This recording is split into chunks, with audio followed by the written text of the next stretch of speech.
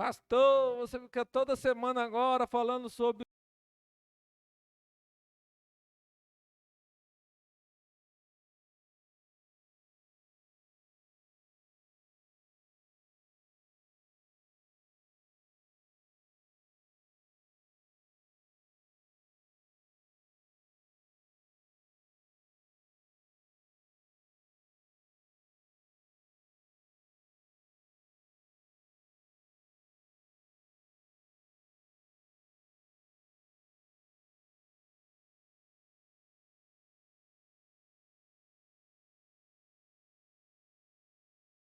Versículo 13. Irmãos, não penso que eu mesmo já o tenha alcançado. Muito obrigado, Lia. Mas uma coisa faço, esquecendo-me das coisas que ficam para trás e avançando para as que estão adiante, prossigo para o alvo, a fim de ganhar o prêmio do chamado celestial de Deus em Cristo. Todos nós que alcançamos a maturidade devemos ver as coisas dessa forma. E se em algum aspecto vocês pensam de modo diferente, isso também Deus lhes esclarecerá. Tão somente vivamos de acordo com o que já alcançamos. Irmãos, sigam unidos o meu exemplo e observe os que vivem de acordo com o padrão que lhes apresentamos. Pois, como já lhes disse repetidas vezes, e agora repito com lágrimas, há muitos que vivem como inimigos da cruz de Cristo. O destino deles é a perdição, o seu Deus é o estômago, e eles têm orgulho do que é vergonhoso. Só pensam nas coisas terrenas. A nossa cidadania, porém, está nos céus, de onde esperamos ansiosamente o Salvador, o Senhor Jesus Cristo, pelo poder que o capacita a colocar todas as coisas debaixo do seu domínio. Ele transformará nossos corpos humilhados, tornando-os semelhantes ao seu corpo. Amém?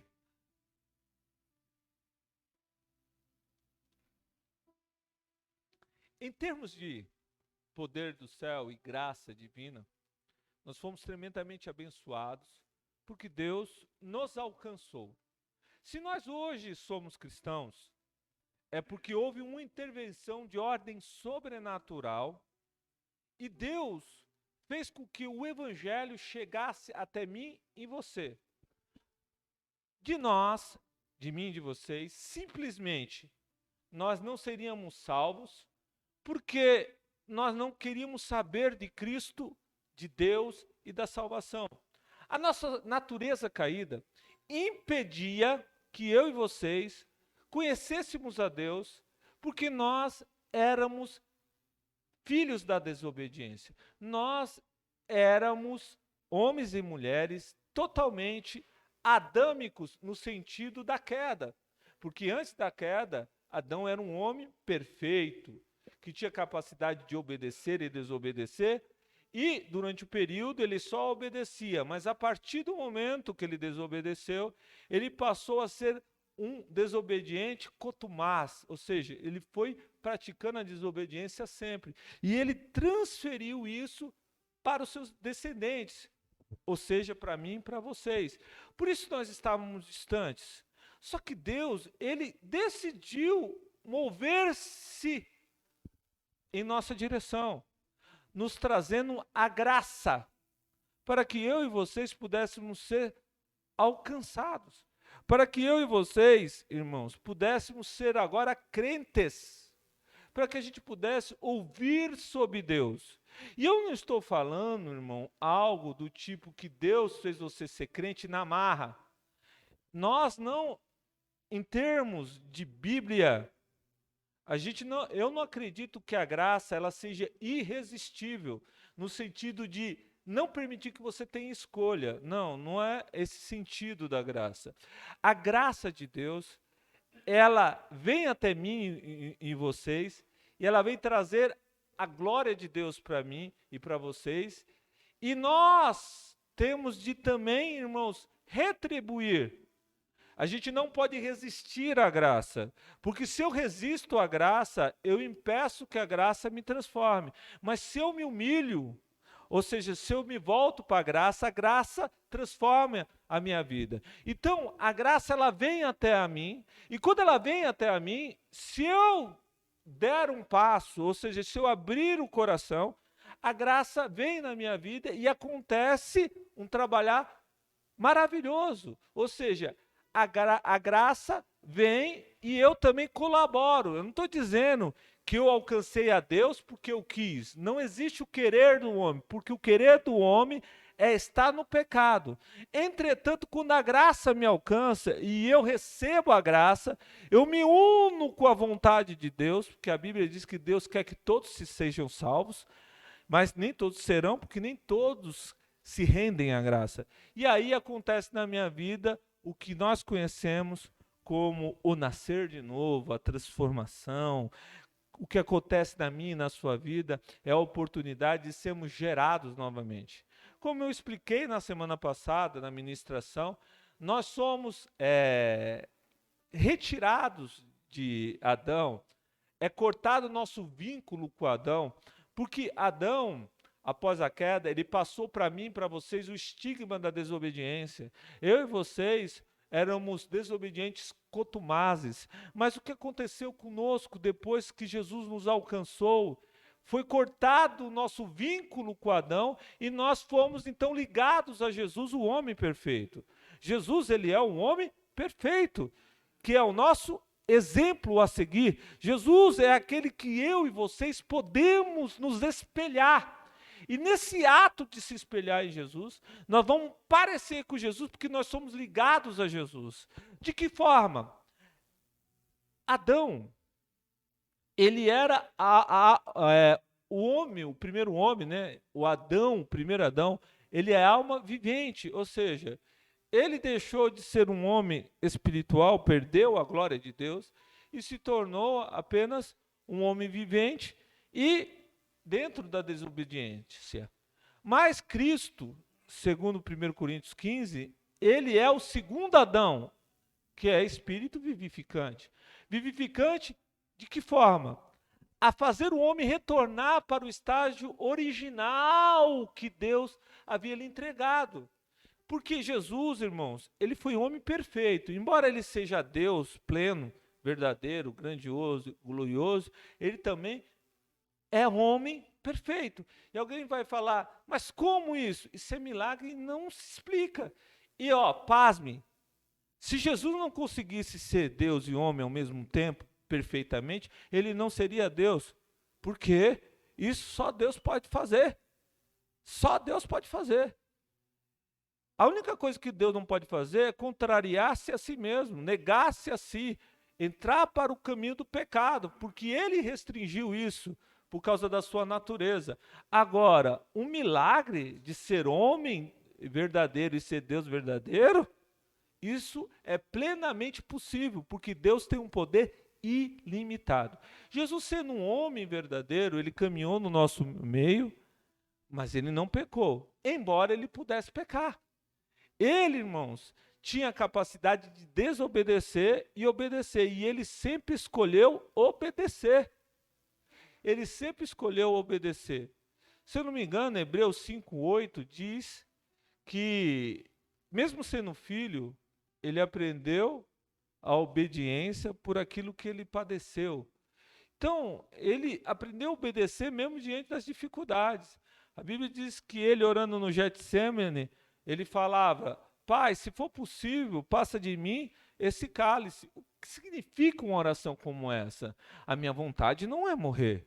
A minha vontade, na verdade, é não passar pelo sofrimento. Vontade humana. Ele poderia escolher não morrer? Poderia. Só que ele estaria desobedecendo. Mas o que ele fala também? Todavia não seja a minha vontade, mas seja a sua vontade. E essa afirmação de fazer a vontade de Deus culminou na morte que veio trazer o quê? A eterna salvação para mim e para vocês. E mudar a nossa história e nos elevar à posição que está em Jesus. Qual é a posição que está em Jesus? de ser, irmão, capacitado para obedecer, embora nós tenhamos a oportunidade de desobedecer ainda, mas nós podemos desobedecer, obedecer. Embora a gente possa desobedecer, a gente vai escolher obedecer. E dentro desse projeto, desse propósito, dessa realidade, disso que Deus deu para a minha vida e deu para a vida de vocês, eu quero, nessa manhã, profetizar nas nossas vidas. Viver na presença de Deus numa maneira que a gente ainda não tem vivido. Chegar a um patamar da graça maior do que nós temos estado. Porque quando é me revelado o poder da graça, a minha vida é transformada. Durante muito tempo, nós como igreja temos ouvido falar que Deus nos libertou do nosso pecado, os nossos pecados ficou para trás, mas a gente olha para o pecado como algo, irmão, muito forte, de tal maneira que a gente às vezes se rende, nós nos rendemos, irmãos, ao ato de errar, pensando que é normal errar, mas eu quero dizer para vocês que não é normal errar. A gente tem capacidade de ir além e vencer o pecado, porque Deus nos capacitou para isso. E essa é uma realidade que Deus quer incutir no meu e no seu coração, para que a nossa caminhada seja melhor, para que a nossa caminhada seja uma caminhada de vitória, para que a nossa caminhada seja algo, irmão, que não vai ser, entre aspas, um peso, porque muitos cristãos, eles acham que é um peso não errar. Não, é um prazer nós podemos estar no caminho da obediência diante de Deus, porque Deus tem muitas coisas boas para nós. E tomando o nosso querido Paulo como exemplo, o versículo 13, ele fala algo importante. Irmãos, não penso que eu mesmo já tenha alcançado a perfeição, vamos dizer assim, ou tudo. Mas uma coisa já o tenho alcançado.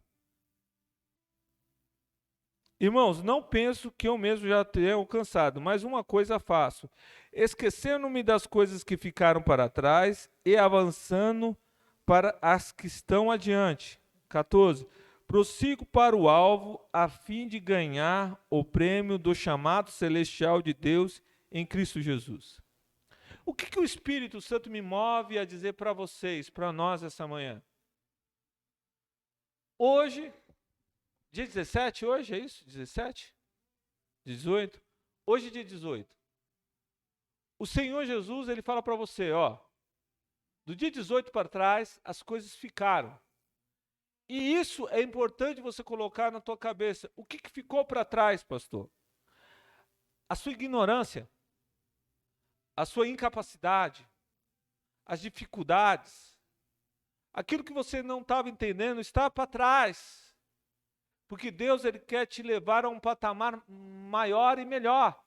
Deus quer te capacitar a entender o projeto e o propósito de Deus para a tua vida. Então, você agora está sendo instigado, levada a quê? A deixar para trás. Deixar para trás tudo o que houve e aconteceu.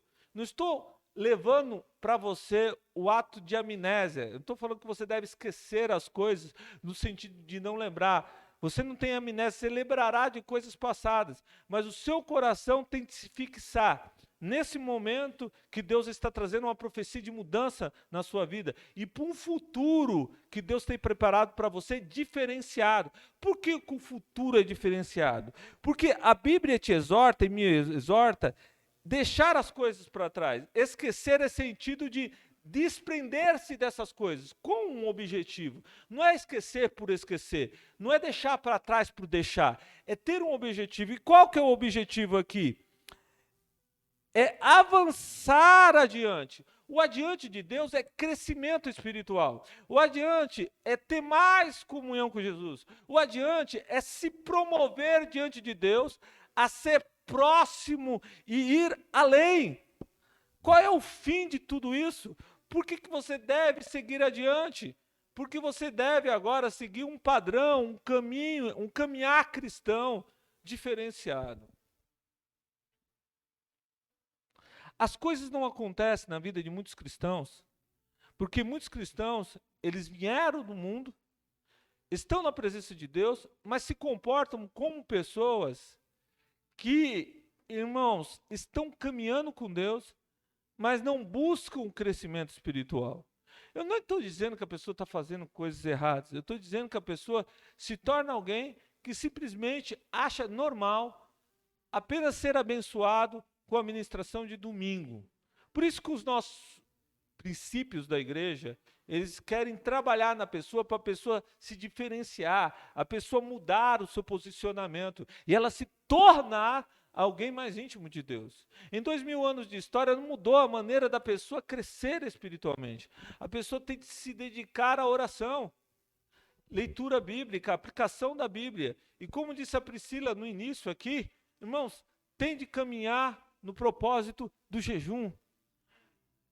Ah, pastor, não é assim, jejum não precisa e outras coisas mais. As vozes de fora não importam nesse momento. O que importa é o que está na Bíblia e o que você está aprendendo nesse momento. Deus está chamando para você para o propósito do jejum. Em João 10, na verdade, eu ia falar 14, mas é 10. O versículo 4 diz: as minhas ovelhas conhecem a minha voz. Nessa ministração, você pode sentir se o Espírito Santo está falando pela minha vida ou não está. Deus, ele quer uma igreja que se volte a ele em jejum e esteja preparada para se mover no sobrenatural. Deus, ele quer batizar no Espírito Santo. Deus quer entregar dons. Deus quer fazer algo diferenciado antes que você venha ser levado para a glória, seja no arrebatamento ou no teu chamado para descansar no Senhor. Mas Deus, ele quer fazer um mover na sua vida. E esse mover para acontecer, é necessário que você deixe coisas que são empecilhos. Se eu não me engano, o escritor de aos Hebreus ele fala, se desprendendo das coisas, do pecado que se agarra em mim, o que eu faço? Eu vou adiante. Eu me desprendo daquilo que quer, de alguma forma, ser algo que não me permita se aproximar de Deus. Esse desprender, Deus quer mover na sua vida e te capacitar para você viver o cristianismo de uma forma que você ainda não tem vivido. Pastor, eu já tenho caminhado com Deus, mas eu vou te dizer algo importantíssimo. Por mais que você tenha crescido, por mais que você tenha aprendido, você ainda não aprendeu tudo e Deus quer te dar muito mais. Eu vou dizer algo que parece chover no molhado, mas que é uma verdade. No momento em que nós tivermos o nosso corpo transformado num corpo glorioso, e isso acontecerá em breve, nós iremos subir ao encontro do Mestre e nós estaremos na nossa eterna habitação. Nós não seremos oniscientes. Nós não saberemos todas as coisas, porque nós não fomos, nós não surgimos, nós não existimos, nós não somos Deus. Isso é só Deus. Nós seremos seres espirituais com um corpo glorioso. Entretanto, nós ainda continuaremos aprendendo com Deus e, pasmem, não só no momento que nós chegarmos, mas na eternidade. Digamos que ainda existisse o nosso tempo, que infelizmente, ou felizmente, melhor dizendo, deixará de existir. Esses 24 horas que nós estamos tão acostumados, deixarão de existir. Mas digamos que ele existisse. Irmãos, depois de 10 bilhões de anos, nós ainda estaremos aprendendo. E eu estou falando 10 bilhões de anos, mas vai ser coisa inesgotável e incalculável, incontável. Nós estaremos sempre aprendendo. Amém? Versículo 15. Todos nós que alcançamos a maturidade devemos ver as coisas dessa forma. E se algum aspecto vocês pensam de modo diferente, isso também Deus lhe esclarecerá. Paulo, sendo amigável com nossos queridos irmãos de Filipos, ele está falando, nós que alcançamos a maturidade. O que é ser maduro, segundo as Escrituras? Nós chegamos a um patamar semelhante ao de Cristo. Em qual sentido? De ter pleno conhecimento ou discernimento espiritual para sempre estar optando em obedecer a Deus e continuar crescendo em Deus e em Cristo. O próprio Jesus cresceu em graça. Quando a gente vai lendo ali Lucas, capítulo 1, capítulo 2, a Bíblia fala que Jesus, ia crescendo em graça e em conhecimento. Depois que ele esteve lá no templo e estava com os doutores da lei falando sobre a palavra, e a Bíblia diz que ele era obediente aos seus pais, e Jesus crescia em entendimento e sabedoria. Se o próprio Jesus crescia em entendimento e sabedoria, quanto mais nós que estamos debaixo da unção que ele derrama sobre as nossas vidas. Então, aqui, em primeiro momento, ele fala, nós que alcançamos a maturidade, ele fala, seja maduro. Pastor, eu não me sinto maduro espiritualmente, mas você tem que caminhar para isso. Lembre do início da pregação, deixando as coisas para trás. Eu vou seguindo o alvo. Qual é o meu alvo? É Cristo, é a presença, é a glória. E aí, ele está falando que se alguém pensa de modo diferente, Deus vai trazer esclarecimento. Talvez ao ouvir essa ministração, você possa pensar, não acho que deve ser dessa maneira não, mas nós estamos transmitindo a palavra de Deus e eu acredito que em Cristo, pelo Espírito de Deus, o Deus Todo-Poderoso, Ele pode e Ele quer te esclarecer, desde que você não resista ao Espírito Santo. Ele vai mostrar para você que o caminho que Ele tem para você é um caminho diferenciado. Não é das coisas da terra que Deus quer que você esteja fixado no seu coração, mas as coisas do céu, porque é de lá que está a tua bênção e a tua recompensa. Eu estou recriminando o ato de pensar diferente. O ato de pensar diferente, ele acontece, mas pensar diferente das coisas espirituais e da palavra de Deus, ele não pode ser algo que vai reger a nossa vida, porque pensar diferente do céu é o mesmo que decretar a nossa derrota espiritual, porque nós que fomos chamados para caminhar com Deus, nós estamos tendo a mente transformada para morar com Ele na eternidade. A nossa mente está moldada para ser uma mente do céu, porque é lá que nós vamos viver na eternidade. Versículo 16. Tão somente vivamos de acordo com o que já alcançamos. Por que ele está falando vivamos de acordo com aquilo que nós alcançamos, irmão? Alcançar aqui, irmãos, não é a vida eterna ainda, no sentido de estar com Jesus na glória, embora nós já estamos desfrutando da vida eterna. Pastor, já estamos desfrutando da vida eterna? Estamos. A vida eterna não começa no céu, irmãos. A vida eterna começa aqui, com o nosso passo dado para Jesus.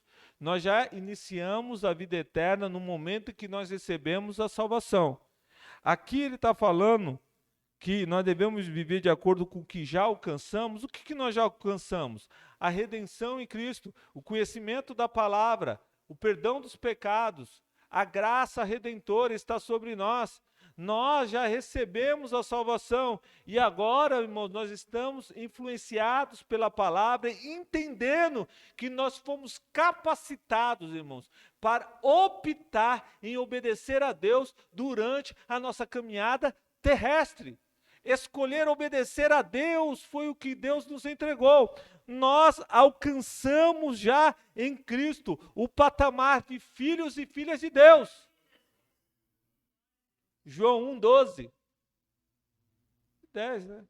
Ele veio para os seus e os seus não receberam. Mas todos aqueles que o receberam, deu-lhes o poder de serem feitos filhos de Deus. Então nós somos filhos, filhas de Deus, e ser filho e filha de Deus significa agora estar numa posição privilegiada, transportado das trevas para o reino do amor do Filho, Colossenses 1:13. Então nós estamos na presença do Senhor de uma maneira maravilhosa. Nós já alcançamos bastante, mas nós não alcançamos, irmãos, tudo aquilo que nós temos para alcançar. Deus nos chama para um compromisso. Qual é o compromisso? A ir adiante, prosseguir, avançar, deixar o que ficou para trás e ir ao alvo, ir além. Deus quer que você, irmãos, tenha na sua mente: eu preciso ir além. Talvez você me fale, um dia eu estava falando e o Senhor ministrou algo no meu coração. Falou comigo. Aí você fala para mim, faz tempo que Deus falou algo no meu coração. Eu quero dizer para você que Deus, Ele quer falar com você mais vezes. O Espírito Santo, Ele quer ter a possibilidade de esclarecer coisas para você. Seja da sua vida material, seja da sua vida espiritual, seja qualquer coisa. Até em coisas simples, que para as pessoas do mundo não tem nada a ver, mas para você tem. Eu vou falar algo que parece tolo, mas não é. Talvez você queira comprar alguma coisa e você fala, Espírito Santo, posso comprar? E você vai ouvir a voz do Espírito Santo te dizendo, pode, minha filha. Ou não compre isso, que isso não vai fazer bem para você. E quando eu falo do discriminador, alguém pode ouvir isso, até na internet, e falar, o pastor está querendo lá dizer que o Espírito Santo vai falar coisas que não tem nada a ver, Deus já te deu o poder de escolha, e isso e aquilo. Tolo é você que pensa nisso. Você não pode passar um risco no chão e dizer assim, Deus não faz isso ou não vai ali por causa que você acha. Se Deus quiser falar, Deus fala aquilo que Ele quiser e da maneira que Ele quiser. E não importa a opinião de ninguém lá de fora. O Espírito Santo é aquele que sabe o que nós estamos precisando. O que o Espírito Santo está esperando de mim, de vocês, é que a gente possa permitir que Ele seja alguém mais íntimo de nós. Alguém que possa ser alguém mais próximo de nós. Eu e vocês que resistimos ao Espírito, nós que impedimos que Ele possa ser alguém próximo. E isso, Deus, Ele quer retirar de mim e de vocês essa manhã, fazendo com que eu possa entender que Deus tem algo a mais para a minha vida. O conformismo, ser conformado significa aceitar a situação que eu estou, tem derrubado muitos crentes e impedido que os crentes possam ir adiante. Ser conformado, eu já oro um pouquinho, eu já faço isso, eu já dizimo, eu já sou um crente bom, eu não preciso de mais nada. Não, isso não é verdade. Não existe um crente nessa terra que não possa chegar a um patamar maior na presença de Deus. Deus sempre tem uma renovação para mim e para vocês. Deus sempre tem algo maior. Deus sempre quer que eu e vocês coloquemos os nossos pés num degrau mais alto de comunhão. Quando a gente lê Ezequiel capítulo 47, Ezequiel 47 é um trecho da Bíblia muito interessante. Ezequiel, ele é levado por Deus e trazido ali com o anjo do Senhor ao templo, o futuro templo. E do templo sai um rio. E esse rio, irmãos, Ezequiel é chamado, ele é convidado a entrar no rio. E quando ele entra no rio, a água está nos seus pés. E aí o anjo mede 1000 côvados. E depois a água está nos tornozelos. E depois ele mede mais 1000 côvados. E as águas estão nos lombos. E depois ele mede mais 1000 côvados. E aí as águas, elas não podem ser atravessadas desse rio caminhando, porque elas são tão profundas que têm de ser feitos a nado. E isso traz uma lição importantíssima. Embora ele foi convidado, ele não foi obrigado a entrar. Ele não foi empurrado. Ele não foi lançado na água de uma forma involuntária. Tem crentes, irmãos, que eles têm um sonho inalcançável. Um sonho irreal, eu vou dizer. Não é nem inalcançável, é um sonho irreal. Não sei por que raio de carga d'água as pessoas elas pensam que vai chegar um momento da sua vida em que Deus vai lançar uma bola de fogo do céu e vai encher ela de poder e ela vai sair pulando ou vai ser transbordando do Espírito na marra, sem a pessoa querer estar nas profundidades, sem ser mais íntimo de Deus.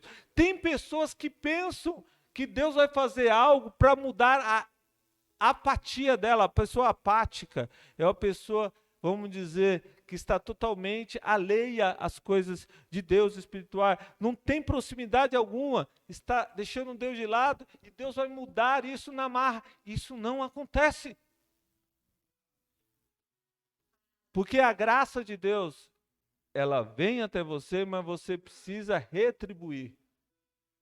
O Senhor se aproxima de você se você estiver próximo a Ele, né? Invocai o Senhor enquanto está perto. Buscai o Senhor enquanto se pode achar. Se você se aproximar, se você responder, Ele vai fazer a mudança. E nessa parte de Ezequiel, ela é muito importante para nos ensinar um princípio. Eu preciso ir além. Eu preciso prosseguir. Ezequiel, ele poderia ficar nas águas, nos tornozelos. Tem muito crente que está com as águas no tornozelo. Por que está com as águas no tornozelo? Porque ele não decidiu ir para o patamar onde as águas estarão vindo para os seus artelhos, para as partes aqui dos joelhos. Não, ele não quer. Ele não quer ter mais compromisso. Ele acha que é ser o que comumente estão falando do crente que é dedicado a Deus nos dias de hoje. Fanático ou aquela outra palavra? O religioso, né? Primeiro o religioso e em segundo lugar o fanatismo, o fanático. Eles chamam fanático quem não anda como o povo do mundo anda. Se o crente estiver como o povo do mundo, ele é criticado, falar ali o crentinho. Mas ele não é fanático. Ele não é religioso. Né? Ele não é isso.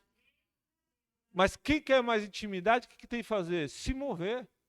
Se mover, ir até o local onde tem água nos artelhos e não parar nos artelhos. E até no lugar onde vai ter água nos lombos, e daí, irmãos, ir para um patamar, irmãos, que é de expressividade espiritual gigantesca, que é no lugar profundo. Lugar profundo que tem de ser passado a nado é um lugar tão grande e tão maravilhoso que a pessoa vai ter muito o que fazer, muito o que aprender, muito o que ir. É esse lugar que Deus quer levar todos os cristãos. É esse lugar, o patamar mais profundo da sua vida. Por isso que hoje, dentro dessa ministração, o Senhor tem me levado a dizer para você que o Senhor quer te levar a ter uma comunhão com Deus, além daquilo que você já teve, algo muito maior daquilo que você já viveu, porque Deus diz que as coisas que ficaram para trás estão para trás, mas Deus quer te levar além.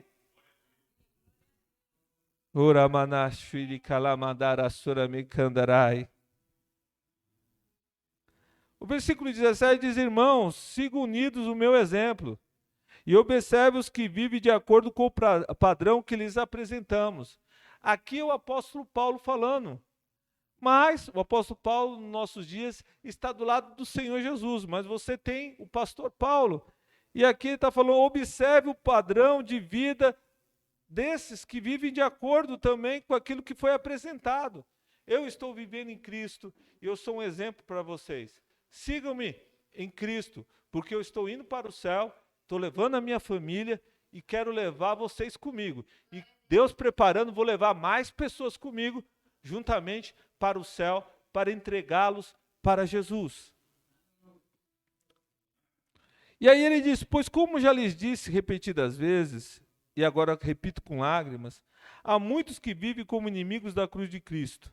O destino deles é a perdição e o seu Deus é o estômago, e eles têm orgulho do que é vergonhoso, só pensam nas coisas terrenas. Nós estamos vivendo os dias finais. foi vaticinado pelo apóstolo Paulo, no livro de Timóteo, nos últimos dias, o Espírito diz expressamente que muitos apostatarão da fé, dando ouvido a espíritos enganadores. Nós vivemos momentos terríveis, em que muitos estão afastando as pessoas de Cristo, pelo testemunho de vida, por ministrações errôneas, por palavras mal aplicadas, por egoísmo. Aqui diz orgulho, o seu Deus que é o ventre, ou o ato de comer, não é simplesmente o estômago no sentido da comida, mas a importância por si mesmo, porque comer é trazer energia para si e é perpetuar-se a vida. É o ato de estar distante de Deus e fazer com que outros estejam também distantes de Deus. Infelizmente, essas pessoas que só pensam nas coisas da terra, destaque, só pensar nas coisas da terra. Pensar só nas coisas da terra significa que o coração da pessoa está aqui. E a Bíblia diz que aonde estiver o teu coração, aí está o teu tesouro. E o nosso mundo em breve será destruído. A Bíblia diz que os céus e a terra que nós conhecemos, em breve eles se desfarão, sendo enrolados no fogo e serão consumidos. Quem tem o coração na terra ficará. E quando a Bíblia nos exorta a tirar o nosso coração da terra, ela não está falando deixe de estudar, deixe de trabalhar, deixe de viver, deixe de você fazer as coisas para benefício seu e da sua família. Jesus nunca ensinou isso e a Bíblia jamais ensina isso. O que a Bíblia diz é uma coisa totalmente diferente. Ela fala que Deus irá prosperar a nossa vida, Deus dará condições para nós sobrevivermos, Deus colocará a bênção naquilo que nós colocarmos a mão como um ato de trabalhar. Entretanto, Deus sempre tem de estar em primeiro lugar, como está escrito em Mateus 6,33, buscai o reino dos céus e a sua justiça, e as demais coisas vos serão acrescentadas. Deus, Ele quer a primazia da minha vida e da tua vida, e Ele fala que irá abençoar você, Ele dará condições de você prosperar e crescer, mas você tem que colocar Deus em primeiro lugar. Quem pensa só nas coisas da terra, quem vive em pró das coisas da terra, de certa forma, ele deixa Deus totalmente de lado e nem pensa em Deus. E quando pensa em Deus somente em momentos de aflições, somente para pedir as coisas da terra. Por que que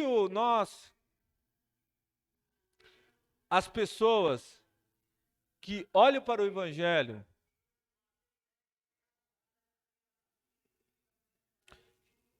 porque aqueles que compreendem o Evangelho e sabem que a Bíblia não fala só de prosperidade, vocês podem ouvir o seu pastor falar de prosperidade também, porque a Bíblia fala sobre prosperidade. Mas a Bíblia não fala só de prosperidade, ela fala de muitas outras coisas importantes. Mas por que quem é uma pessoa séria no Evangelho, ele é contra a teologia da libertação, no sentido de teologia de prosperidade? Porque a teologia de libertação ela é equivalente ao que nós conhecemos também como teologia da prosperidade. Por que quem tem uma pregação séria é contra a pregação da prosperidade, só da prosperidade? Porque, irmãos, a doutrina da prosperidade ela insere no coração dos crentes que eles devem ficar com os seus olhos e o seu coração fixo na terra. E distanciam a pessoa do propósito correto e verdadeiro, que é o desfecho da nossa pregação no próximo versículo. Gente, nós não fomos chamados para viver permanentemente aqui. Tudo que nós conquistarmos aqui, mesmo debaixo das bênçãos do Senhor, ficará aqui para a nossa descendência ou para aqueles que são, né, da nossa linhagem. E se ninguém tiver linhagem, vai ficar para o Estado. Mas a gente não pode, irmãos, colocar o nosso coração na terra. A pregação que traz seriedade mostra a eternidade.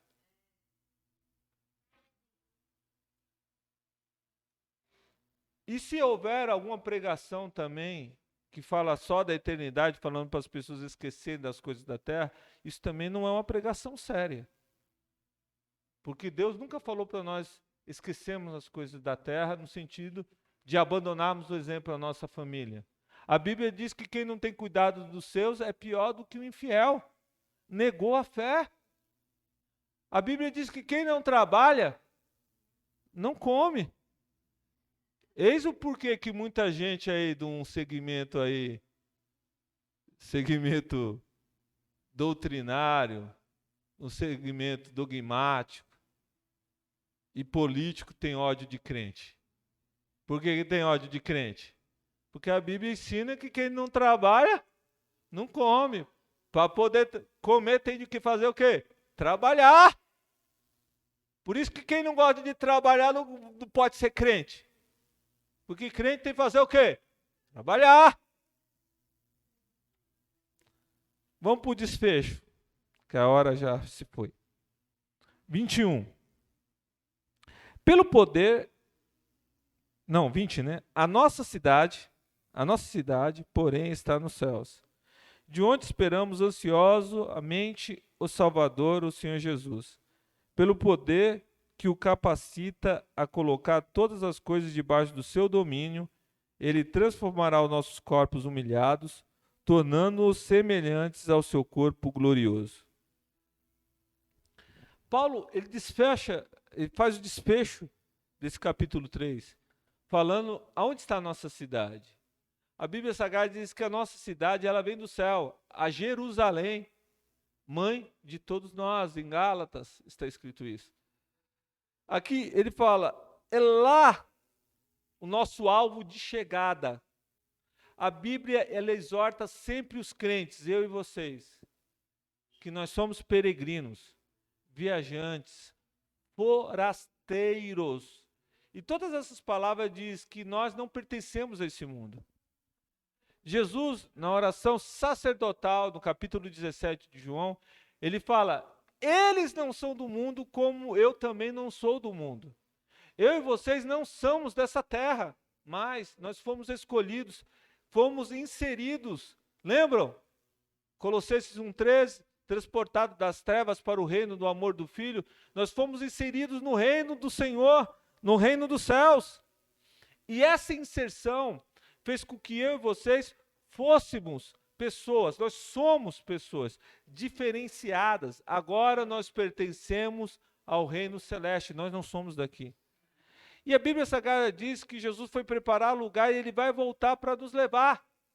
E esse levar está descrito aqui, porque a nossa cidade que está nos céus, de onde nós estamos esperando ansiosamente. Gente, eu vou falar para vocês, esses dias finais em relação aos crentes, são dias finais difíceis, sabe por quê?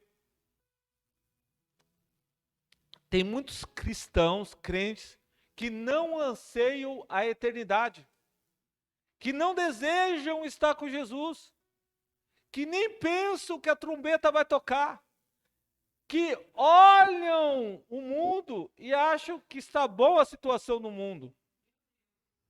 Irmãos, ser cristão e não desejar a volta de Jesus é algo que demonstra enfermidade espiritual. Tem muito cristão que está enfermo espiritual. Por que está enfermo? Porque ele perdeu o foco. Perdeu o foco. Qual é o nosso projeto? Em direção a Cristo. Em direção ao Salvador e Senhor. Ele vai voltar nos ares. Ele vai fazer com que a trombeta seja tocada. A voz do arcanjo será ouvida pelos cristãos. Porque ele tem poder que o capacita a colocar todas as coisas debaixo do seu domínio. Jesus, ele tem todo o poder para fazer isso, para nos retirar da terra e levar para o céu. Se ele não tivesse poder para fazer isso, ele não seria Deus, mas ele tem. Em Colossenses capítulo 1, versículo 16, e se eu não me engano 17 também, ali está falando sobre que todas as coisas elas foram criadas por Jesus, foram feitas por ele. E a Bíblia diz e para ele foram feitos tudo, principados, tudo que foi realizado, os céus, a terra, o mundo invisível, o mundo visível, tudo foi feito para ele. E sem ele nada do que foi feito se fez. E olha, e vai além. Todas as coisas existem porque ele sustenta essas coisas. Ele, irmãos, ele não só dá vida, mas ele concede vida. O subsistir significa que tudo está ligado nele e as pessoas, o mundo só pode caminhar adiante porque ele concede esse favor. O poder dele sustenta todas as coisas. E aqui ele fala, ele vai transformar os nossos corpos humilhados. O que é corpo humilhado? É o corpo que morre, é o corpo que perece, é o corpo que tem dificuldades. É o nosso corpo. Ele vai tornar semelhante ao corpo dele, que é glorioso. E onde a gente aprende como que é o corpo de Jesus? Em Apocalipse 1. Olhos como chamas de fogo. Cabelo como a limpa lã.